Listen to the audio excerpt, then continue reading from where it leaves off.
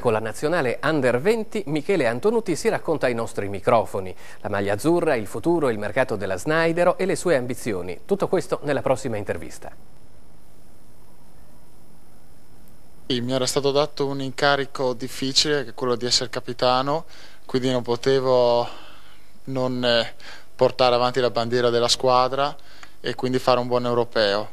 È stata dura perché arrivare in semifinale, perdere contro la Serbia-Montenegro dopo 2 supplementari e quindi avere praticamente un passo nella finale che significava argento sicuro è dura, e tornare a casa senza nessuna medaglia fa un po' male, però oggettivamente è stato un ottimo europeo quello della squadra italiana. Io sono contento per me, eravamo un organico forse con qualche debolezza tra i pivot, però credo che un europeo così rimarrà in tutti noi nella memoria. Il vostro coach Sacripanti ha detto: questi ragazzi, sicuramente qualcuno di questi ragazzi indosserà anche la maglia della nazionale maggiore. Tu ci pensi? No, non ci penso perché è dura, c'è tanto da lavorare. Io ho provato quest'anno in Serie A ed è molto dura arrivare tra i professionisti. Certo, è un sogno che però adesso rimane a terra. Un altro tuo compagno di squadra che in questo momento è in nazionale, Cristian Di Giulio Maria, intervistato da noi, ha speso ottime parole per te.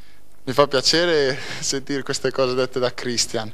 Io non l'ho sentito personalmente, però mi hanno detto che dal ritiro, che mi pare fosse stato a Bormio, vedevano direttamente le nostre partite dal canale turco e facevano tutti il tifo. Quindi io facevo il tifo per lui e lui faceva il tifo per me, quindi ci siamo un po' reciprocamente dati forza. Panorama italiano, nel campionato prossimo anno Bargnani è andato all'NBA, dopo Bellinelli il miglior italiano in assoluto è Antonutti. No, per me il migliore italiano in assoluto adesso è Gallinari. Spero che si metta a posto il problemino che ha al piede, però non è da mettere, neanche da sottovalutare da Tome. Fra i primi 5 ci sei però, dai, nei giovani prospetti, non essere modesto. No, può darsi fra i primi 5, però dopo magari il prossimo anno viene un'annata negativa e vado tra i primi 50. Quindi.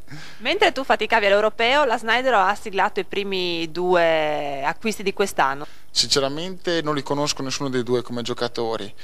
Mi hanno detto che quel Walters deve sembrare un giocatore, detto da altri scout che erano lì, molto rapido, molto veloce, che dà intensità. Tu adesso farai un po' di vacanza, immaginiamo, poi pronto a ricominciare. Ti avevamo lasciato prima degli europei con moltissime richieste da parte dell'Italia. Cosa hai deciso? Tu rimani in fisso a Udine? Sul mio futuro mi piacerebbe e credo di rimanere a Udine. Ci saranno delle cose magari da mettere a posto, perché giustamente sono via da tanto e non ho sentito nessuno. Non so che squadra decideranno di fare, perché magari mi piacerebbe avere una possibilità anche quest'anno di poter dimostrare quel che sono. Sicuramente mi prenderò una vacanza, perché il mio problema alle ginocchia continua a esserci. Ho finito l'europeo facendo praticamente antinfiammatori 2 o 3 volte al giorno e quindi credo che bisogna mettersi un po' a posto, sicuramente mentalmente e poi fisicamente, per ripartire a pieno regime.